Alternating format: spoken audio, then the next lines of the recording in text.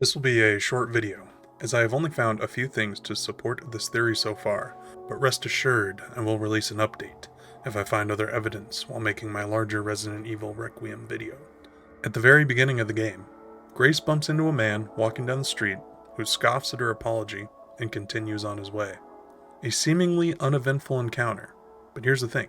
Capcom has been very vocal about avoiding the uncanny effect in this opening, and so ensured there would not be duplicate NPCs as Grace walked down the street.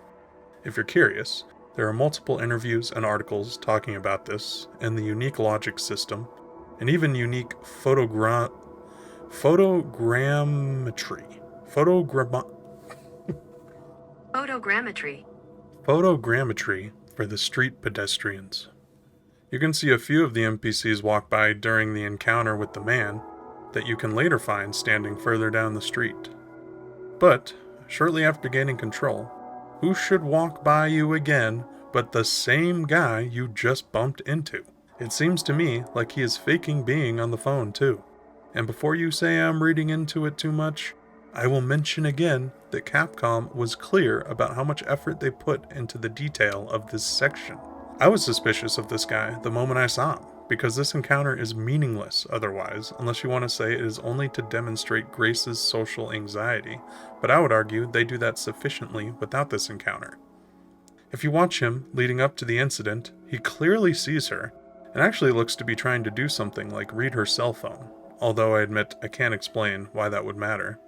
Maybe plant something or pickpocket something? But, again, I don't know what that item would be. Regardless, I'm convinced this is intentional, and that this is one of the people we know has been following Grace. Here's the other piece of it. We know for a fact that cloning exists in this universe, being a large part of the upcoming game. There are other people on this very street who look strikingly similar to this man that you encounter twice within the first minutes of the game.